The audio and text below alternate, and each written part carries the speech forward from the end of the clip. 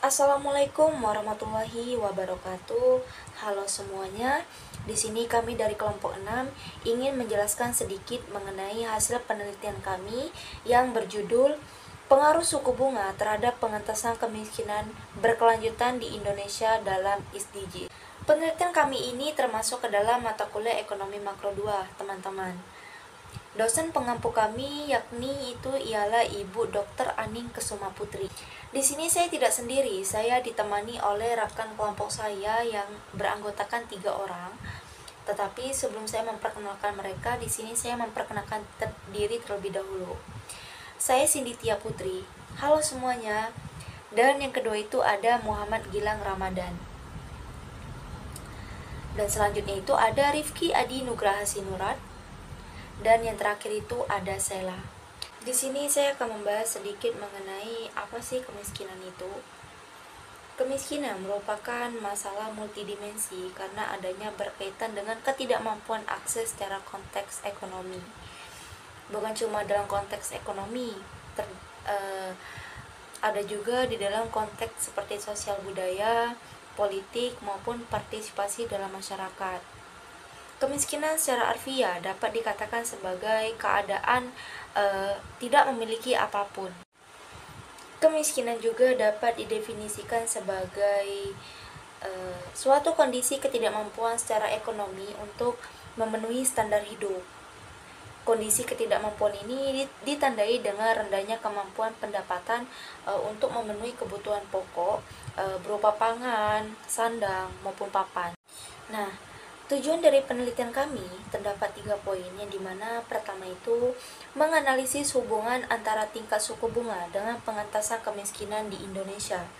Dan yang kedua itu ada mengidentifikasi pengaruh kebijakan suku bunga acuan Bank Indonesia atau BI Rate terhadap sektor perekonomian yang relevan dengan pengentasan kemiskinan. Dan yang terakhir itu ada mengevaluasi dampak dari tingkat suku bunga tinggi maupun tingkat suku bunga rendah terhadap upaya pengurangan kemiskinan di Indonesia. Baiklah, di sini saya akan menjelaskan metode penelitian yang kami gunakan dalam penelitian ini. Metode penelitian ini menggunakan pendekatan deskriptif dan kuantitatif dengan analisis time series. Metode deskriptif ini digunakan untuk memberikan gambaran umum seperti melihat pola dan melihat tren tingkat suku bunga dan tingkat kemiskinan selama kurun waktu tertentu. Sementara metode kuantitatif ini bertujuan untuk mengukur hubungan antara variabel secara objektif menggunakan angka. Lalu untuk data yang kami ambil yaitu data sekunder yang diperoleh dari Badan Pusat Statistik ataupun BPS. Mencakup data tingkat suku bunga atau BI Rate dan tingkat kemiskinan di Indonesia selama kurun waktu dari 2014 sampai 2024. Lalu untuk sumber tambahan datanya yaitu meliputi jurnal, artikel ilmiah, dan buku-buku terkait penelitian yang bertujuan untuk mengidentifikasi hubungan tingkat suku bunga dan tingkat kemiskinan di Indonesia. Lalu untuk teknik analisis data yang kami gunakan yaitu penelitian ini menggunakan beberapa tahapan yaitu sebagai berikut. Yang pertama yaitu pengolahan data. Pengolahan data ini dilakukan untuk menormalisasikan dan penyesuaian untuk menjaga konsistensi data dalam periode waktu dan satuan yang sama. Yang kedua yaitu analisis statistik deskriptif. Analisis statistik deskriptif ini memberikan gambaran umum tentang tren tingkat suku bunga, kemiskinan, dan indikator-indikator lainnya. Dan yang terakhir yaitu analisis dampak kebijakan. Analisis dampak kebijakan ini yaitu mengidentifikasi dampak positif atau negatif dari tingkat suku bunga yang tinggi ataupun rendah terhadap pengentasan kemiskinan di Indonesia. Baik, di sini saya akan menjelaskan apa saja faktor-faktor penyebab kemiskinan di Indonesia. Yang pertama yaitu masyarakat pengangguran meningkat.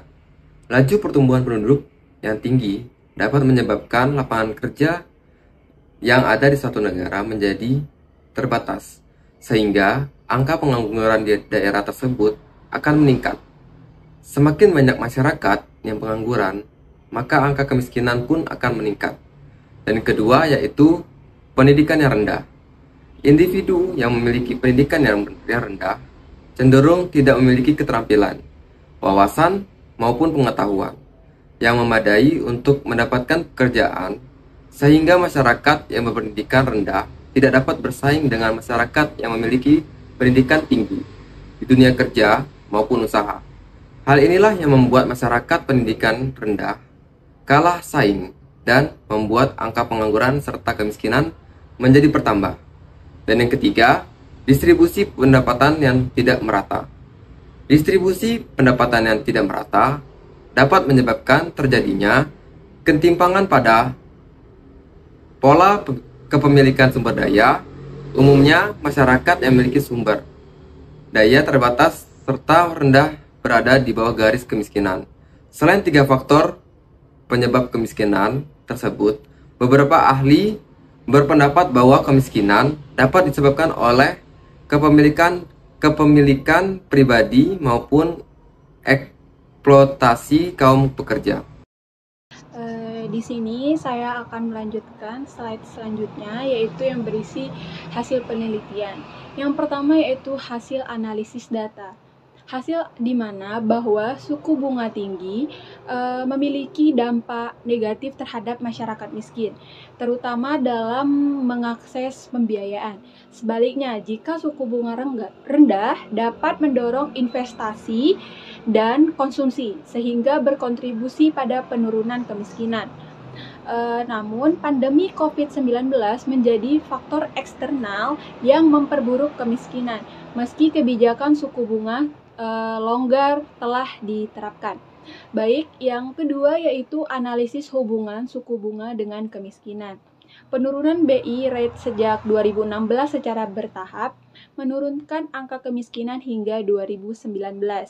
Namun pandemi 2020 sampai 2021 menyebabkan peningkatan angka kemiskinan, menunjukkan bahwa kebijakan moneter saja tidak cukup tanpa dukungan kebijakan fiskal yang sinergis. Baik, slide selanjutnya yaitu berisi rekomendasi kebijakan, di mana kebijakan moneter yang inklusif dan responsif diperlukan, seperti penetapan suku bunga rendah untuk meningkatkan akses ke masyarakat miskin terhadap pembiayaan. Selain itu, program subsidi bunga mikro dan fasilitas kredit mikro dapat mempercepat pengentasan kemiskinan. Sinergi antara kebijakan moneter dan fiskal menjadi kunci keberhasilan. Baik, di sini saya akan membacakan juga slide terakhir yang berisi kesimpulan, di mana akhir dari presentasi kali ini. Kesimpulan dan implikasi. Tingkat suku bunga memiliki peran sentral dalam pengentasan kemiskinan. Suku bunga rendah mendukung pertumbuhan ekonomi dan menciptakan lapangan kerja. Sementara suku bunga tinggi berisiko memperburuk kemiskinan. Oleh karena itu, kebijakan suku bunga harus dirancang untuk mencapai keseimbangan antara stabilitas ekonomi dan pengurangan kemiskinan. Baik, itu saja dari saya. Terima kasih. Nah, jadi di sini teman-teman udah pada tahu dong mengenai materi penelitian kami mengenai pengaruh suku bunga terhadap pengentasan kemiskinan berkelanjutan di Indonesia dalam SDGs. Di sini kami pamit undur diri, selamat menyaksikan video kami, dan untuk teman-teman yang di luar sana semoga sehat selalu dan sampai jumpa di lain waktu.